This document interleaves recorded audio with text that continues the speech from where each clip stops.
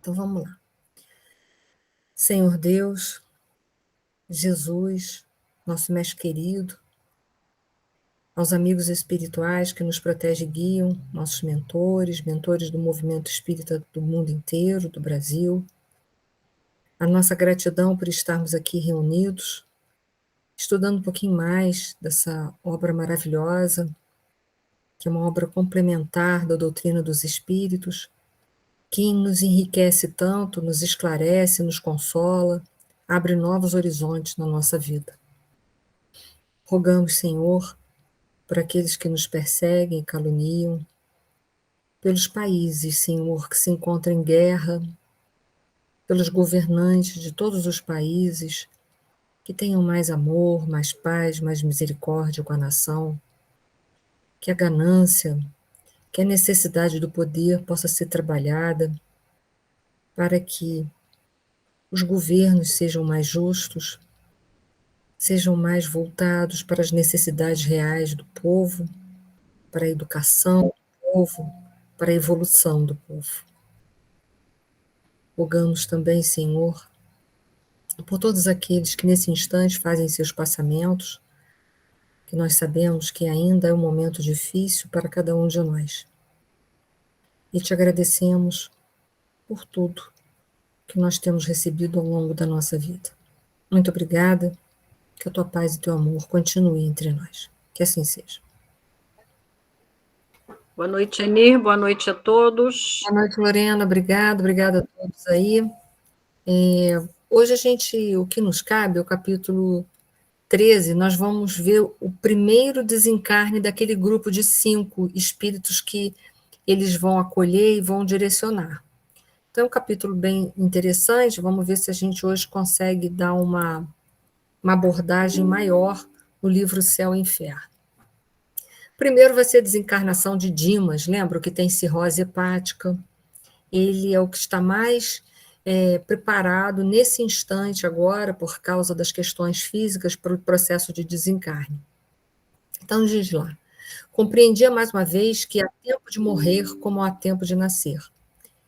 E é verdade mesmo, há tempo para tudo na nossa vida, para nascer, para morrer, tudo tem o tempo certo, e que a gente possa compreender esse tempo, não se precipitar, fazendo com que ele ocorra minutos antes, e nem minutos depois, né, por incrível que pareça, né, porque, ou ainda de uma forma ilegal, no mundo inteiro existe o processo da eutanásia, como também, às vezes, a gente prende tanto pelos nossos sentimentos, as nossas necessidades, a gente prende a pessoa aqui, ela está pronta para desencarnar e a gente fica prendendo com as nossas emoções. Então, que a gente permita que o outro siga o seu caminho e agradeça por ter convivido com ele aquele período. Dimas alcançara o período de renovação, e por isso seria subtraído à forma grosseira, de modo a transformar-se para o novo aprendizado.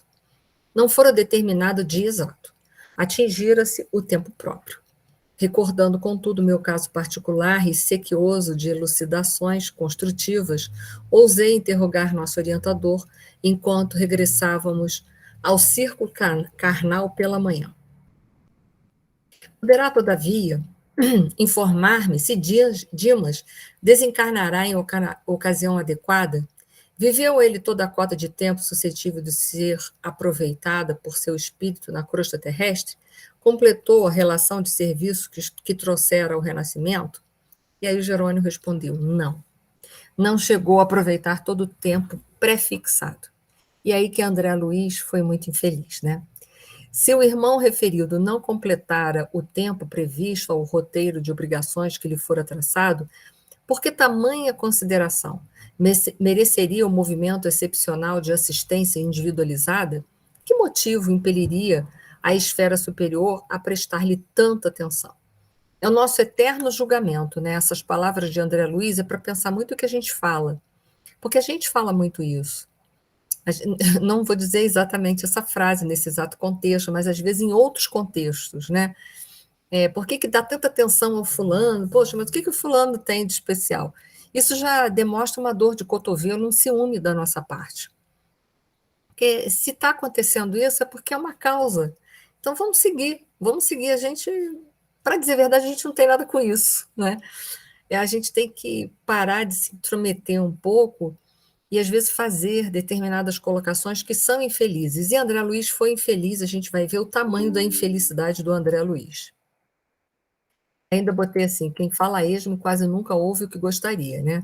A frase popular é um pouquinho diferente, né? Quem fala o que quer, escuta o que não quer, né? Essa seria a frase. Mas é mais ou menos isso que acontece dentro de um contexto, né? Quando a gente fala muito, a gente acaba ouvindo o que não quer. Tem uma frase popular que diz também, um dito popular, que quem fala muito dá bom dia macaco, e é verdade. E André Luiz foi infeliz nessa profundidade, né, nas perguntas que ele executou. Não conheço o seu passado, André, porque André Luiz queria saber se ele havia sido um suicida inconsciente como ele. Quer dizer, outro problema, a gente está sempre se comparando as questões com as nossas questões particulares, e às vezes elas não têm nenhum link, né? Ele responde: não conheço seu passado, André, e acredito que as melhores intenções terão movido suas atividades no pretérito. A situação do amigo a que nos referimos, porém, é muito clara. Dimas não conseguiu preencher toda a cota de tempo que lhe era lícito utilizar em virtude de um ambiente de sacrifício que lhe dominou os dias na existência a termo. Acostumado desde a infância à luta sem mimos, desenvolveu o corpo entre deveres e abnegações incessantes. Desfavorecido de qualquer vantagem material no princípio, conheceu ásperas obrigações para ganhar a intimidade com as leituras mais simples. Entregue ao serviço rude, no verdor da mocidade, constituiu a família, pingando suor no sacrifício diário. Passou a vida em submissão a regulamentos, conquistando a subsistência com enorme despesa de energia.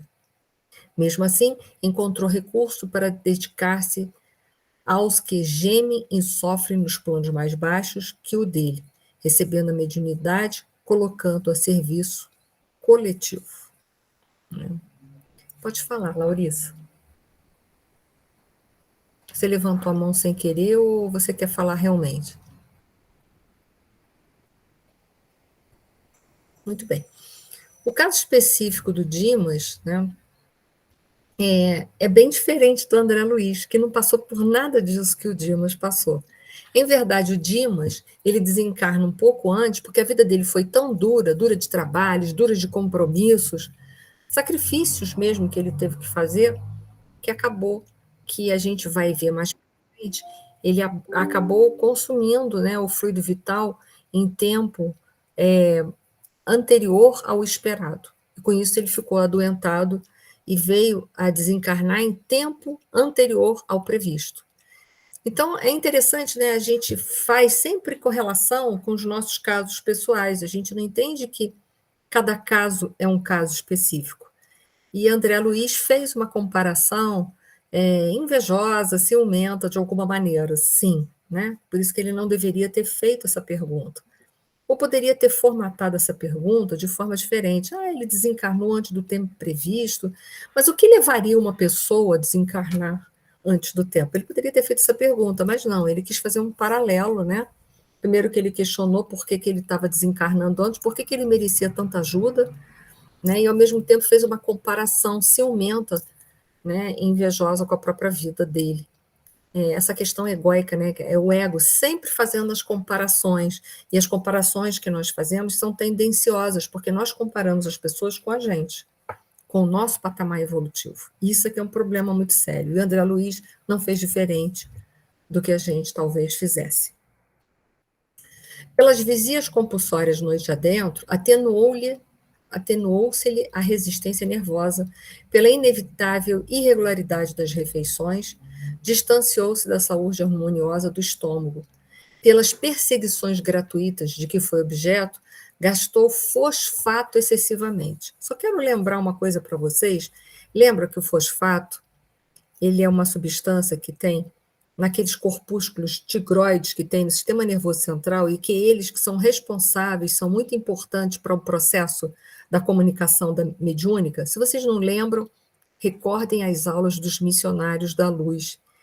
Então, olha só, ele gastou muito porque ele se dedicou demais. Além do próprio cansaço físico, dos estudos, talvez até mais tarde, da própria utilização da mediunidade, ele acabou sobrecarregando o corpo físico. Mas não porque ele desejava, porque o contexto de vida dele era um contexto de muito sacrifício. É bem verdade que a gente vai pegar aqui no meio do caminho uma falha de vigília dele. Ele não vigiou, né, o suficiente e com isso abreviou ainda o seu tempo de vida aqui na Terra. Mas nem tudo foi falha dele de se vigiar. Então vamos ver lá. Gastou fosfato excessivamente e pelos choques reiterados com a dor alheia, que sempre lhe repercutiu amargamente no coração, alojou destruidoras vibrações no fígado. Quer dizer, ele não conseguiu digerir a dor dos outros, que se transformou em frustração para ele mesmo, e ele sobrecarregou o fígado. É interessante que na medicina chinesa, o fígado é o órgão responsável por metabolizar as emoções em si. Todas as emoções passam necessariamente pelo fígado. E é tão interessante que nesse caso aqui específico, a gente vê uma abordagem muito semelhante. Ele ouvia as dores das outras pessoas, eram emoções, cargas emotivas que ele recebia devido ao trabalho que ele executava de caridade, e ele não soube digerir o suficiente essas emoções que ele absorvia. E o que aconteceu? Essas vibrações destruíram o órgão físico, o fígado.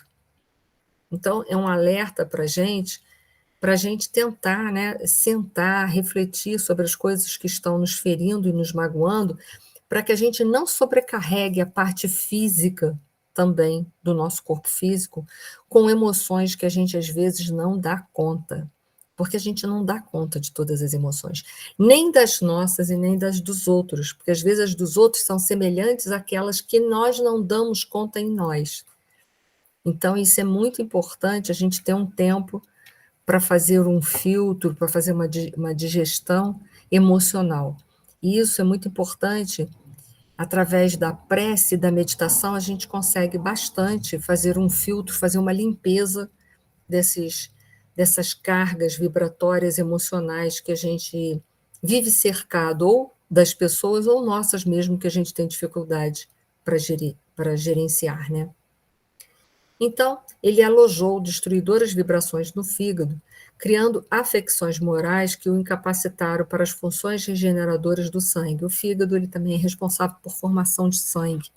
E aí, conclusão, ele começou a enfraquecer o corpo como um todo. É verdade que não podemos louvar o trabalhador que perde qualquer órgão fundamental da vida física em atrito com as perturbações que companheiros encarnados criam e incentivam para si mesmos. No entanto, faz-se precioso considerar as circunstâncias em jogo, ou seja, não é que eles estão dando aval à falta do vigiai do Dimas, do orai e vigiai, que ele deveria ter sido mais atencioso. Mas ele está levando em consideração, eles estão levando em consideração, e é isso que a misericórdia faz, ela leva em consideração todo o conjunto da vida dele, a vida dele como um todo. Não foi uma vida difícil, porque para André Luiz, ele estava em contato com as dores do paciente, se ele entrasse em contato, ele, pelas facilidades econômicas, ele teria facilidade de se desvencilhar daquelas cargas emocionais. Mas não era o caso do Dimas, ele tinha que trabalhar pesado todo momento. Ele tinha pouco tempo para descansar e pouco tempo para digerir tudo isso.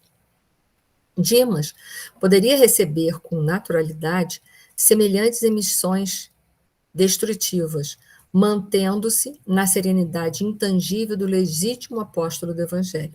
Como nós também.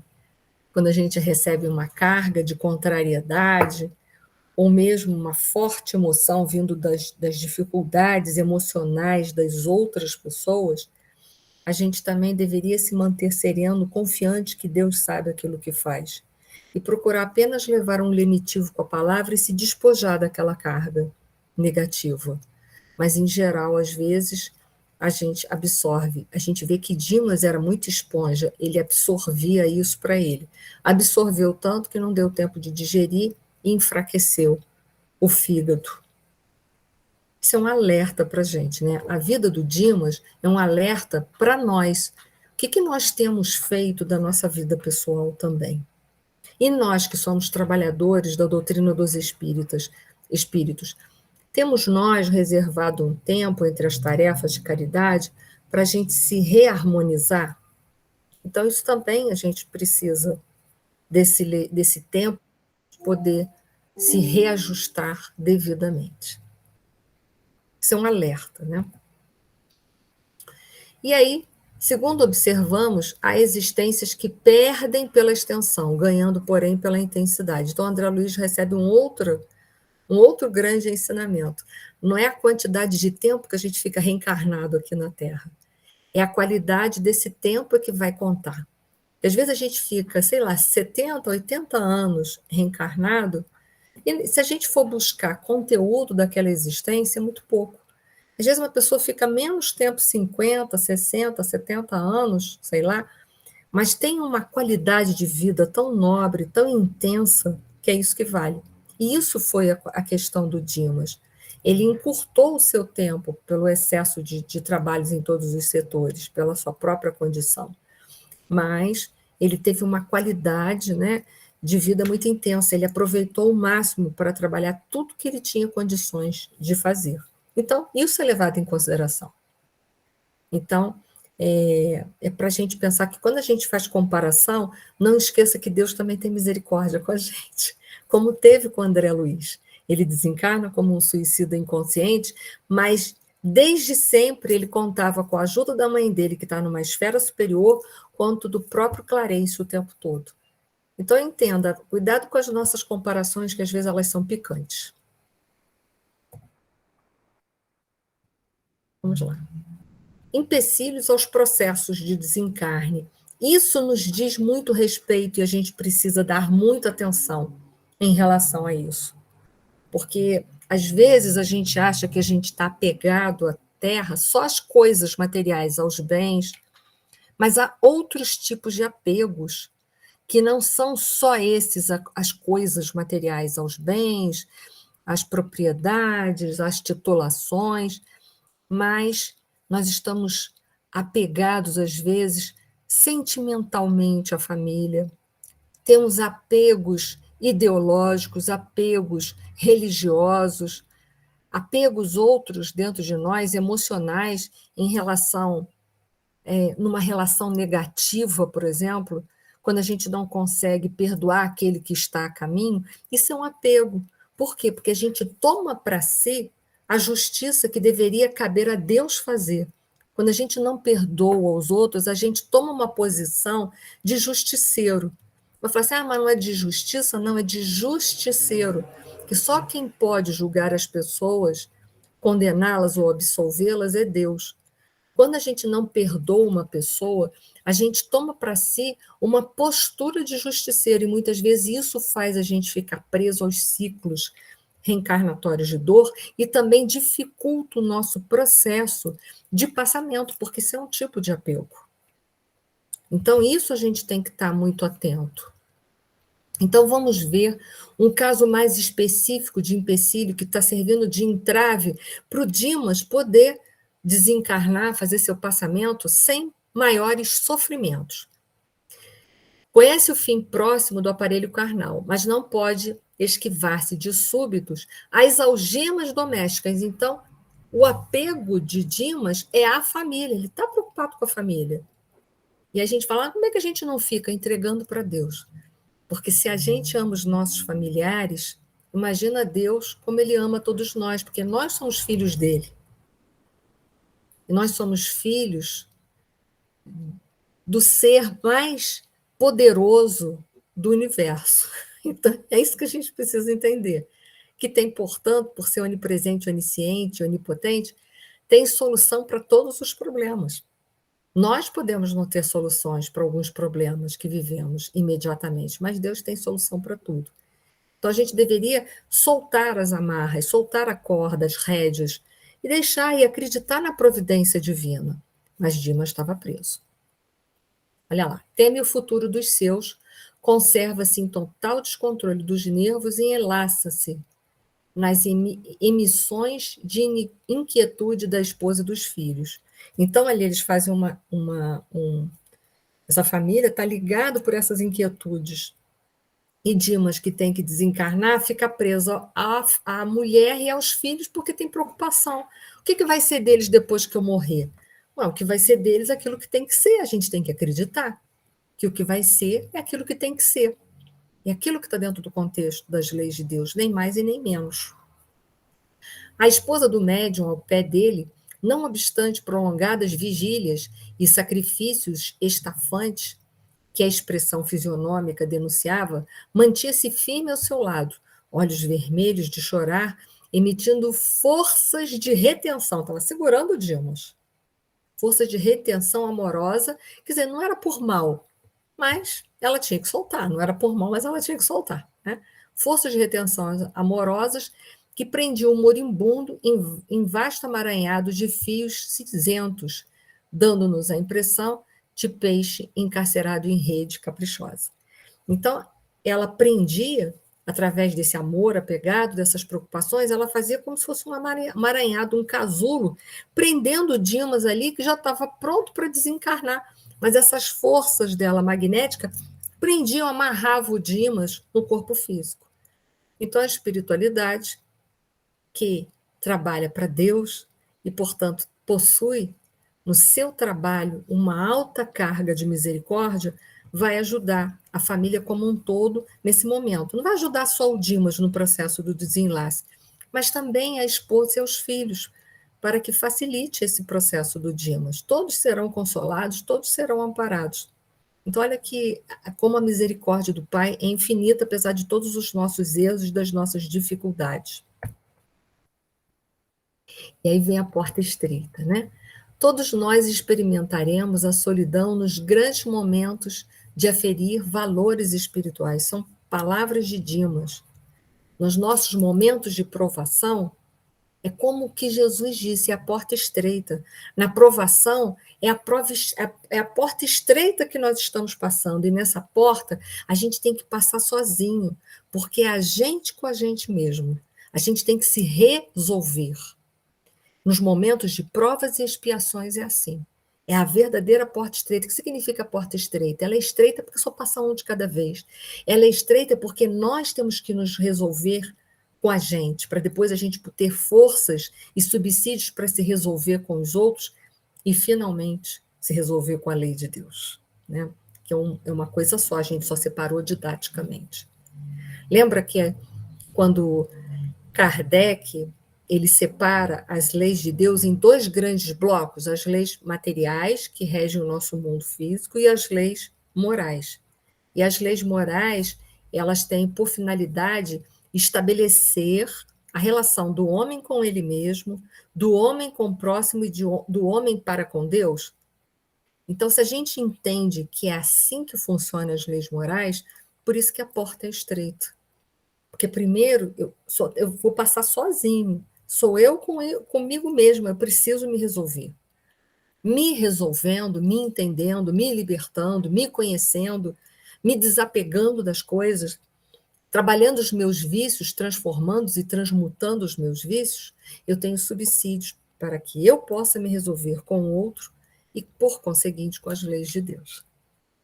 Então, por isso que eu coloquei ali esta frase de Dimas, ela me fez lembrar a porta estreita, porque é assim, nos nossos momentos de provas e expiações, de provações, a gente passa sozinho por ali, entre aspas, né? Sozinho no sentido que a gente é que tem que fazer, resolver. É claro que esse sozinho, entre aspas, porque a gente está sempre na presença de Deus, porque Deus, ele é imanente, ele está em tudo, em todos, né? A presença dele sempre está conosco e também a sua misericórdia se faz materializada pela presença dos amigos espirituais que nós possuímos, dos nossos mentores e dos nossos parentes, ou desta vida ou de outras. Então, a gente tem essa participação ali, mas eles não podem resolver pela gente, eles podem ajudar, mas eles não podem resolver. A resolução cabe a gente. Então, por isso que a porta é uma porta estreita. E Dimas está nesse momento, né? Ele tem que fazer a passagem dessa dimensão material para a dimensão espiritual, e essa porta ele tem que transpor sozinho, entre aspas. Isso é dele, ele que tem que dar o passo e chegar lá. Hipólito e Luciana, depois, deixa eu só ver quem foi. Alguém levantou a mão? Pode falar, Márcia. Está sem som, Márcia. Não, é que eu estava... eles, antes dele fazer a passagem, né, eles preparam o ambiente, fazem uma melhora fictícia, né, para que a família ache que ele realmente melhorou, e aí corta esse elo, né? É de propósito, né, para que a esposa pudesse sair do quarto, os filhos também, ele ficasse sozinho, e ela fosse ser preparada, e ele também pudesse fazer as preces, aquilo tudo que a gente vai comentar aqui, que ele fez, ele começa a fazer, e aí que ele consegue, ele não percebe mediunicamente, né, ele não vê através da vidência a presença da espiritualidade, mas ele percebe a presença da espiritualidade. Né? E eu lembrei do Chico, que ele dizia que ele, toda vez que ele acordava de manhã, ele via como se fosse uma teia em cima da cama dele, prendendo ele, né? Então, que ele queria morrer num dia que o Brasil tivesse bem alegre, para que esquecessem dele e ele pudesse se libertar daquela teia, né? Nada melhor. A gente, às vezes, vê aqueles velórios assim vazios, né? E fala assim, coitado do moribundo, ninguém lembrou dele. Eu fico pensando, que maravilha, né? Ninguém veio perturbar. Isso que às vezes aqueles velórios muito socados, né? O que a gente vê nos velórios? As falação. Falação, cada canto é uma falação de um assunto que não tem nada a ver. Né? Às vezes é fofoca, ou até colocações pouco caridosas, né? do próprio defunto, né? Da própria pessoa que está ali desencarnando. Então, é bom aqueles velórios que não tem muita gente, porque não tem esses conflitos. Né? Quanto mais... A gente é motivo de perturbação, infelizmente. A gente não sabe se comportar nesse momento. A gente ainda é apegado ou a gente é indisciplinado no sentido de que a gente conversa tudo menos o que interessa. É, né? Verdade.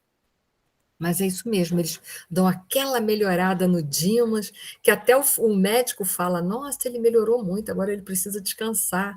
Mas melhorou para morrer, né? Para isso. Vai descansar. Vai descansar. Vai descansar. Então, Hipólito e Luciana, depois de tecerem uma rede fluídica de defesa em torno do leito, para que as vibrações mentais inferiores fossem absorvidas pela rede, né, e não pelo Dimas, né, coitado, permaneceram em prece ao lado, enquanto eu mantinha a destra sobre o plexo solar do agonizante. Plexo solar é a parte do plexo gástrico ali, para quem não lembra, tá? Bastante interessante. E era justamente esse plexo que estava comprometido no Dimas, porque ele estava com um câncer na parte do fígado, cuja responsabilidade é também desse plexo. Então, eu só queria trazer esse slide para a gente relembrar. Lembra? O gástrico ou plexo solar tá relacionado à parte do estômago, mas dentro de uma relação emocional, isso aqui eu até trouxe de um livro do Alírio Cerqueira Filho, ele tem as questões emocionais envolvidas, né? Quando ele está com pouca atividade, desprezo ao prazer, né? E quando ele apego aos prazeres sensuais, né? Da alimentação e etc e tal. Então, eu coloquei aqui a parte emocional, só para a gente não vai aprofundar nisso, mas só para vocês terem a curiosidade de ir lá nesse livro do Alírio e poder estudar com mais profundidade, que cada chakra tem uma ligação relacionada a um órgão, a uma glândula, mas também tem uma relação com uma parte emocional qualquer, tá bom? E aí a gente vai ver, o chakra gástrico, que também é chamado de solar, né? Ele está ligado ao sistema digestório. Particularmente, a glândula, né, porque o pâncreas é uma glândula mista, uma parte dele é sistema digestório, a outra parte ela produz hormônios, que é a famosa insulina. Então, o plexo gástrico dele estava comprometido, porque tem uma relação também com o fígado, não sei se vocês sabem. Então, eles aproveitam para acalmar esse plexo, mas não é só isso, não. A gente vai ver mais para frente do porquê, tá bom? Isso foi só uma revisão, porque a gente já teve a oportunidade de falar um pouco sobre chakras, né? E aí continua ali. Segundo você sabe, isso é o Jerônimo explicando, há 3 regiões orgânicas fundamentais que demandam extremo cuidado nos serviços de libertação da alma, ou seja, no momento do passamento. O primeiro é o sistema vegetativo, ó, ligado ao gástrico. Não só já estava comprometido, mas ele também é de suma importância para começar o desprendimento, né? E não sei se vocês viram que quando esse chakra ele está com mau funcionamento, olha, relacionado às emoções, ele pode estar, a pessoa pode ser uma pessoa muito apegada às coisas da matéria, tá? Então, veja bem, como é bom a gente já ir trabalhando para a gente não ficar preso e dificultar morrer, mas não desencarnar, né? Por isso que eu disse, há apegos que não são só coisas materiais, mas também as coisas da vida, os prazeres da vida, as emoções, as pessoas, as ideologias. Então, vamos lá. 3 chakras são importantes no processo de liberação no passamento. Um é o centro vegetativo, está aqui, ó, botei, ó, ligados ao ventre como sede das manifestações fisiológicas, né? Então, ele está ligado tanto à parte gástrica como o esplênico, essa parte aqui. O outro, o centro emocional, zona dos sentimentos e dos desejos, sediados no tórax, ó, chakra cardíaco, é onde que eu estou? E centro mental, mais importante por excelência, situado no cérebro, que é ligado ao coronário. E a gente vai ver que o desligamento, ele começa de baixo para cima, do mundo material até chegar aos chakras que têm uma relação mais com a vida espiritual. Porque os 4 primeiros chakras, que é o coronário, o frontal, o laríngeo cardíaco, eles têm uma relação mais com a vida espiritual. E os 3 últimos chakras, né, o gástrico, o esplênico e o genésico, eles têm uma relação maior com a vida, desculpa, os 3 últimos, né, o gástrico, o esplênico e o genésico, têm uma relação maior com a vida material. Então, eles começam com a relação com a vida material, desprendendo, depois eles vão seguindo até que o último é o que faz contato com a vida espiritual em si, que é o chakra coronário, onde nós vamos ter a glândula pineal, que é a glândula que estabelece uma relação nossa com a vida espiritual, né? Esse é o último a ser desligado. E a gente vai ver isso, esse processo aí é narrado pelo Jerônimo, olha lá. Aconselhando-me cautela na ministração de energias magnéticas à mente do moribundo, começou a operar sobre o plexo solar, desatando laços que localizavam forças físicas. Com espanto, notei que certa porção de substância leitosa extravasava do umbigo, pairando em torno, que é o restinho, né, do fluido vital que ele vai ter, que fica também, um dia a gente vai falar um pouco com maior profundidade, que fica armazenado no duplo etérico. Nós temos um corpo chamado, entre o corpo físico e o perispírito, nós temos o duplo etérico. Então, o que ele fez ali? Ele desamarrou o plexo solar e essa substância que extravasou é um pouco do fluido vital que saiu. Esticaram-se os membros inferiores em sintoma de esfriamento. Claro, começou a entrar rigidez morte. Eles soltam aquilo ali, os membros superiores ficam, né, soltos e começa o processo tanto do enrijecimento da morte como o processo do esfriamento. E aí o segundo chakra que ele vai começar a trabalhar mais. Com passes concentrados sobre o tórax, o chakra cardíaco, né, relaxou os elos que mantinham a coesão celular, né, coesão entre moléculas do mesmo tipo, né, da matéria física, no centro emotivo, operando sobre determinado ponto do coração, que passou a funcionar como bomba mecânica desreguladamente, porque foi desligado, o que estava ajudando ele a regular, que era a ligação espiritual, né, do espírito, né, com o corpo físico, agora se desprende. Nova cota de substância desprendia-se do corpo, mais um outro tanto de fluido vital, do epigastro à garganta, mas reparei que todos os músculos trabalhavam fortemente contra a partida da alma, opondo-se à libertação das forças motrizes em esforço desesperado, ocasionando angustiosa aflição ao paciente. É que a matéria, né, ela tem a força de reflexo dela, ela tenta, de alguma forma, regular o sistema de novo, mas isso promove no desencarnante um desconforto. E aí o Jerônimo continuou no processo de libertação, e o último, então, vai ser a parte cerebral, a parte de cima. O assistente estabeleceu reduzido tempo de descanso, mas volveu a intervir no cérebro, no chakra coronário. Era a última etapa, concentrando todo o seu potencial de energia na fossa romboidal.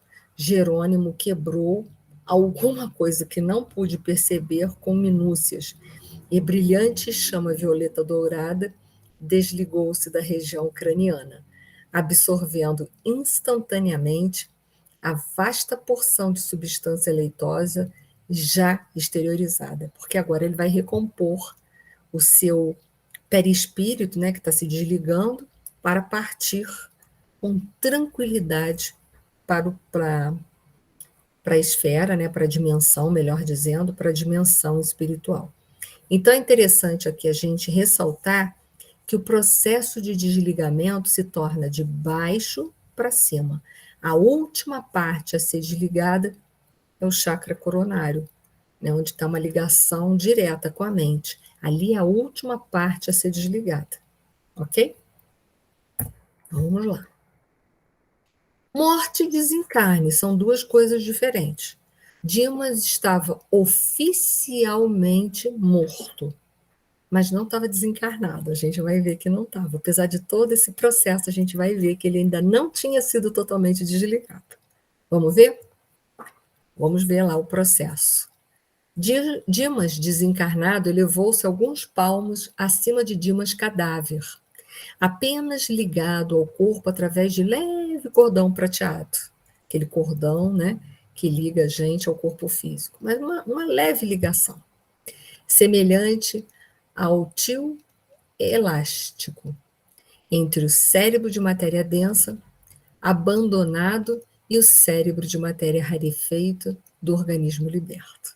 Então, ele estava ligado por tenuíssimo cordão. Para os nossos amigos encarnados, Dimas morrera inteiramente, estava morto, declarado morte mesmo. Para nós outros, porém, a operação era ainda incompleta, ainda tinha esse pequeno, sutil laço ligado.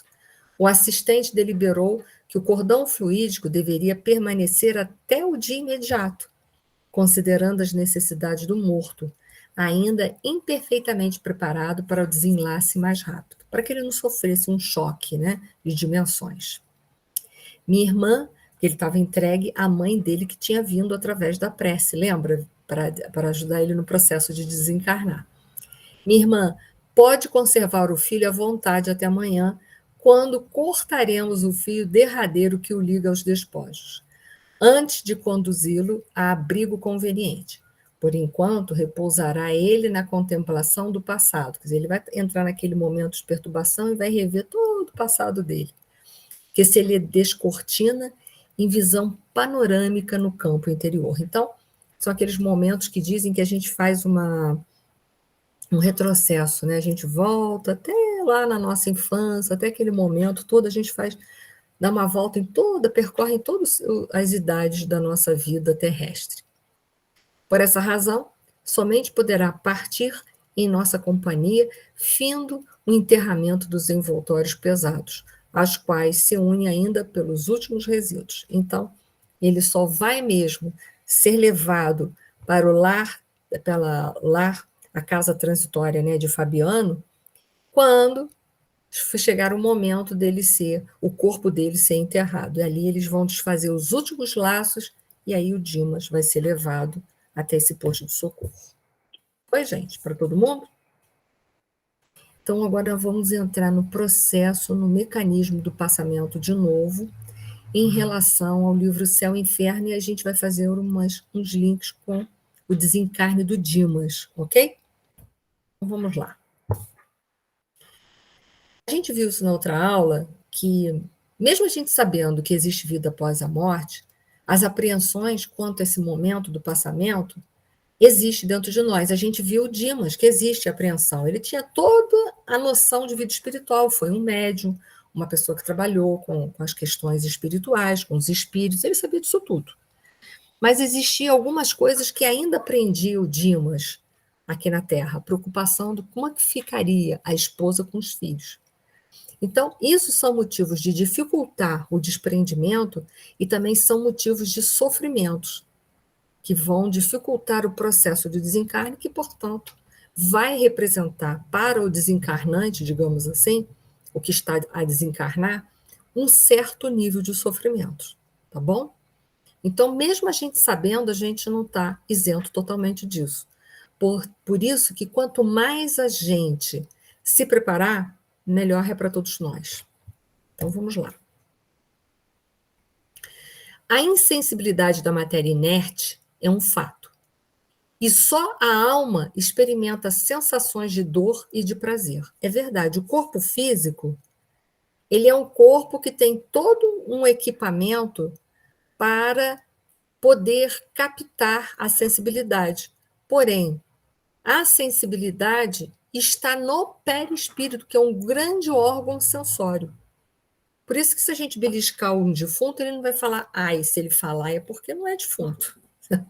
Pode garantir para vocês, posso garantir a vocês que não é, tá? Sinal que ainda está vivo. Então, a insensibilidade da matéria inerte é um fato, e só a alma experimenta a sensação de dor e de prazer.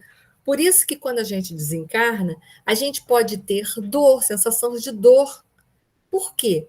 Porque o perispírito ele é um grande órgão de sensibilidade, é um grande órgão. Nele que está ali, com todas as suas propriedades, lembra que nós já estudamos sobre o perispírito? Ele tem uma sensibilidade magnética global, tem tudo isso dentro do perispírito. Então, ele é que capta as informações do corpo e leva para o espírito. Na realidade, ele, por ser um grande órgão sensorial, ele também vai perceber aquela ambiência, aquele processo e vai ressentir. É nele que está. É a prova cabal que o perispírito é um grande órgão sensório. Se ele não fosse, nós não iríamos ressentir nada da morte. A morte ia ser tranquila para a gente. Agora, o quanto nós vamos sentir de dor está diretamente relacionado ao nosso grau de afinidade com o mundo espiritual, com a matéria. Quanto mais a gente se afiniza com o mundo material, mais doloroso vai ser esse processo de desencarne. Ou se tiver alguma preocupação, essa preocupação vai fazer vínculo com essa dimensão material e nós também vamos sofrer. Então, sofremos ou porque temos uma grande afinidade com o mundo material, ou porque há algo, são coisas separadas, há algo que está nos mantendo ligado ao mundo material e que está sendo, portanto, um vínculo, uma ligação que está nos promovendo dor. Isso está entendido para vocês? Ou não? Sim. Então, vou seguir. Tudo bem. Há uma tensão... Foi? Tá? Tudo bem, foi. Então, vou seguir. A alma tem sensações próprias, cuja fonte não reside na matéria tangível. Reside aonde? Na matéria intangível, que é no perispírito. Então, esse perispírito pode ser muito materializado em função da nossa pouca evolução espiritual e, portanto, temos grande afinidade com o mundo material e, portanto, o nosso passamento vai ser doloroso.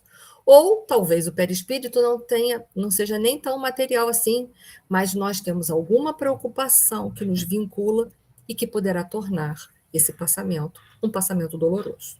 São duas coisas. O fluido perispiritual só pouco a pouco se desprende de todos os órgãos, de sorte que a separação só é completa e absoluta quando não mais reste um átomo do perispírito ligado à molécula do corpo. Então, olha que interessante. Por isso que eles estavam desligando através dos chakras. Os chakras, a origem dos chakras ou dos centros vitais é no perispírito. Eles estavam desligando para facilitar esse processo. Mas enquanto tiver uma molécula do perispírito ligada ao corpo físico, vai haver um certo desconforto para o espírito. E lembra que Dimas ainda não foi desligado totalmente, ainda tem um fino, sutil cordão prateado ligado mente espiritual com a mente do corpo físico, né? Com o cérebro, melhor dizendo, não com a mente do corpo físico, mas com o cérebro. Então, aquele ponto de contato, apesar de ser sutil, ele é o suficiente para promover algum nível de desconforto. Ele ainda não foi totalmente desligado. Por que que não foi? Porque Jerônimo disse que ele ainda não tinha totalmente uma bagagem para ser rompido, ele teria um choque vibratório. Então, foi aquele período até o dia seguinte do enterro dele, seriam umas horas de adaptação para ele começar a se ambientar mais com o mundo espiritual. Seria um tempo para ele poder fazer uma adaptação fluídica. Então, vamos lá. A sensação dolorosa da alma, por ocasião da morte, está na razão direta da soma dos pontos de contatos existentes entre o corpo e o perispírito. E, por conseguinte, também da maior ou menor dificuldade que apresenta o rompimento. Então, são duas coisas distintas. Um ponto de contato que ainda exista, que pode existir por uma questão sentimental, vinculado à preocupação da família, ou são duas coisas diferentes. Maior ou menor dificuldade que apresenta o rompimento. Então, existe alguma coisa que está dificultando o rompimento? Que coisa é essa? A grande afinidade do perispírito com o corpo físico. Se o perispírito é muito grosseiro, um perispírito é mais grosseiro, é mais materializado, em função do nível evolutivo do seu proprietário, do espírito. Se eu sou uma pessoa muito espiritualizada, mais voltada para os valores espirituais, o meu perispírito não vai guardar, ele vai ser um perispírito mais diáfano, mais sutil, e, portanto, ele não vai guardar afinidades com a matéria do corpo físico. E, portanto, né, eles automaticamente se separam, se libertam. Então, entende? São duas coisas, de novo, que a gente está explicando de novo. Ok? Foi? Eu vou acreditar que foi e vou em frente, hein? Se não foi, levante a mão. Não, foi. Foi? Então vou. Então vamos lá. Como é que é o mecanismo? E aí vai começar a entrar no mecanismo do livro O Céu e o Inferno. Estabeleçamos, em primeiro lugar, e como princípio, os 4 seguintes casos que podemos reputar situações extremas dentro de cujos limites há uma infinidade de variantes. Então, ele coloca 4 situações, mas entre essas 4 pode existir um infinito de variedades. Ele está só trazendo algumas situações didáticas para a gente entender mais ou menos o mecanismo. Mas entenda, nenhum mecanismo, às vezes pode ser que um desencarne esteja dentro desses mecanismos aqui. E pode ser que não mais do que um. Porque isso aqui é só um exemplo. Ok? É só para a gente entender como se dá o mecanismo. Foi? Vamos ver os 4 que estão lá no livro do Céu e Inferno.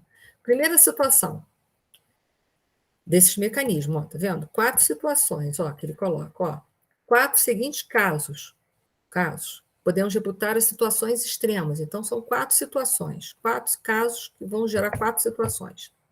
Primeiro, Se no momento em que se extingue a vida orgânica, o desprendimento do perispírito fosse completo, a alma nada sentiria absolutamente.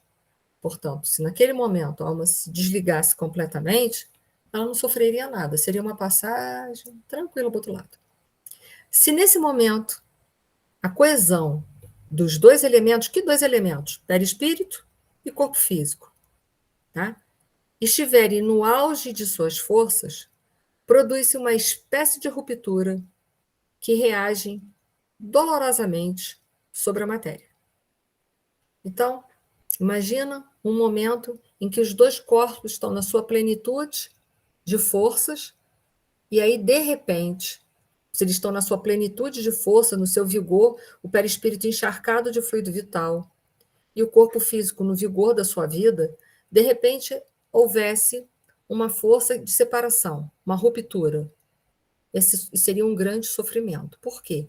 Estaria no auge, o perispírito estaria repleto de fluido vital e o corpo físico também. Repleto de fluido vital, existe uma força de coesão muito grande entre os dois corpos e uma afinidade muito grande entre os dois corpos. Portanto, esse momento, se houvesse a morte, seria doloroso. Ok? Espera aí que eu quero ver quem é que eu estou fora aqui. Pode falar, Márcia. Aqui ele especifica que seria doloroso sobre a alma, mas eu acho que seria doloroso tanto sobre a alma quanto no corpo físico, não? O corpo físico nada recente, né? Porque ele só sente porque nós estamos ligados. O corpo ele não tem capacidade de reclamar se está com dor ou não. Ele apenas é um órgão de transmissão. Então, assim, para o corpo nada. Agora, para a gente seria uma coisa horrível, porque nós sentimos, né? Nós temos consciência dessas sensações. O corpo não tem consciência da sensação. Ok? Ou não? Não. O seu corpo é um ser à parte? Ou o seu corpo é um instrumento que você usa? A sua roupa sente dor? Não. Não. Se você rasgar ela estiver muito nova, ela vai custar muito a rasgar. Ela vai ter uma força, né, de coesão muito grande, porque o tecido tá novinho. Né? Se ela for uma roupa velha, muito velha, a coesão entre ela é fácil, né? Você rasga ela vai logo romper as suas fibras, não é? Uhum. Fácil. Mas a sua roupa não sente nada. Nada. A sua roupa não. O seu corpo é isso. Ele é apenas um órgão de transmissor. Transmite para quem? Transmite do perispírito para o espírito. O espírito, sim, ressente. Mas ele em si, ele não vai sentir dor. Ai, está doendo. Ele não vai falar isso. Quem vai falar, ai, está doendo, sou eu, proprietário dele. Tá. Entendeu? O corpo físico, ele tem os órgãos que vão captar os estímulos e passar os estímulos. Mas ele é só isso, ele é um receptor e um transmissor, só isso. Quem é que torna essa sensação consciente e vai dar a ela um nome de dor ou de prazer? Sou eu, o espírito que estou recebendo esse estímulo. Uhum. Porque o corpo ele é só um instrumento. Ok? Tá. Ou não? Foi? Estão me perguntando no Oi, chat. Ani. Oi, tem uma pergunta no chat, Não. não sei, vou responder. Não, é só para falar aí.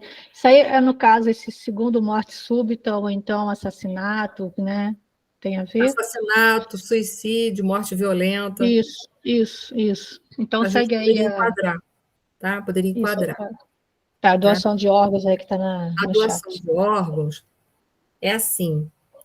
A doutrina espírita não é contra a doação de órgãos, né? Mas a doação de órgão iria requerer de nós, os proprietários, entre aspas, né? Melhor, os depositários desse corpo físico, que nós estivéssemos bem desmaterializados, sem grandes afinidades com a matéria.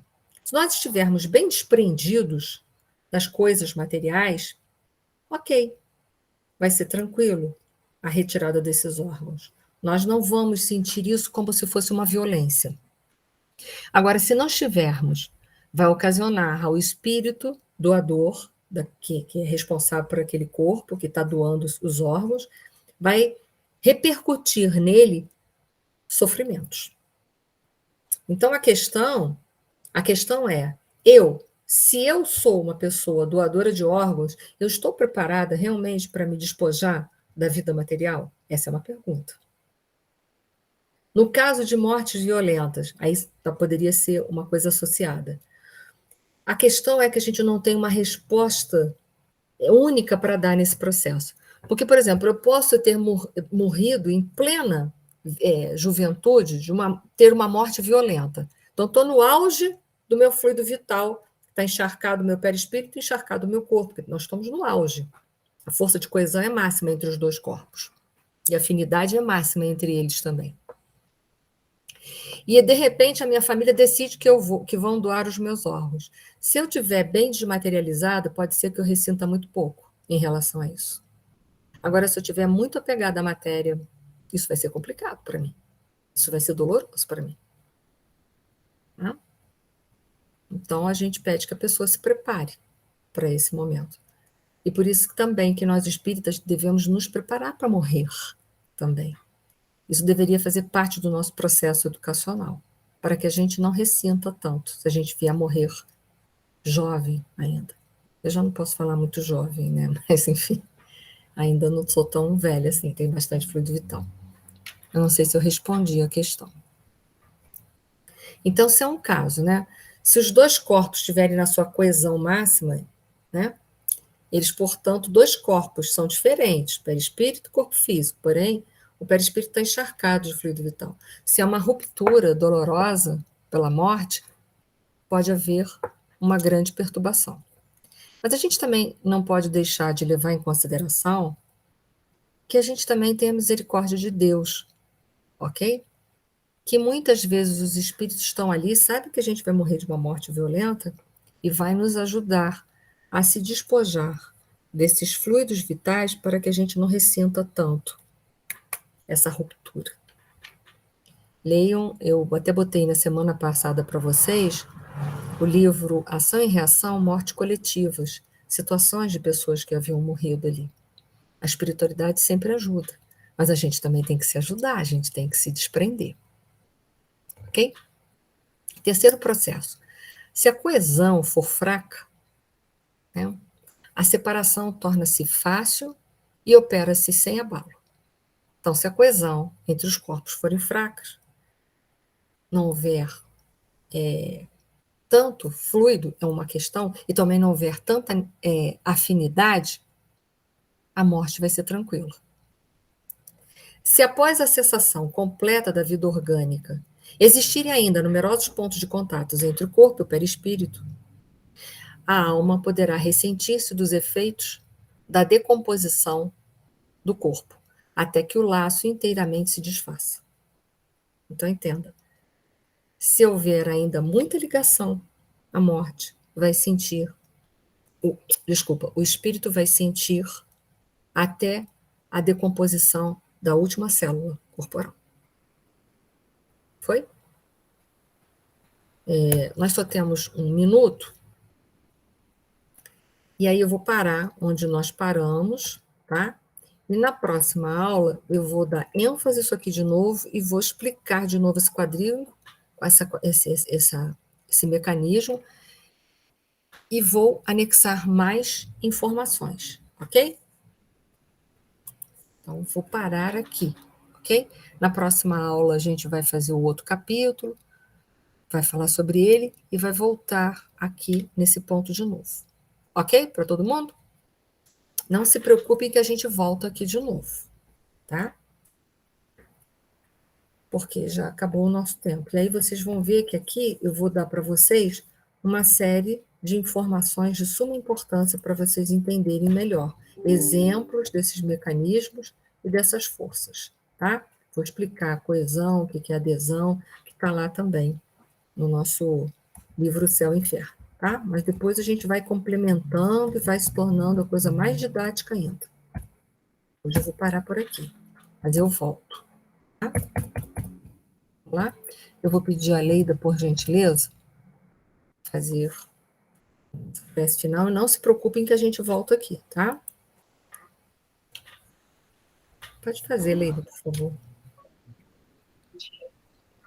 Deus nosso Pai, Jesus, nosso irmão maior, e aos amigos da espiritualidade, agradecemos mais uma vez por esse nosso encontro, ter transcorrido em paz e harmonia, pela ambiência que aqui onde nos encontramos, estando favorável ao nosso estudo, ao nosso entendimento, e que também, Senhor, do outro lado, onde nos encontramos, os nossos familiares também estando bem, nos favorecendo a oportunidade de aqui estarmos.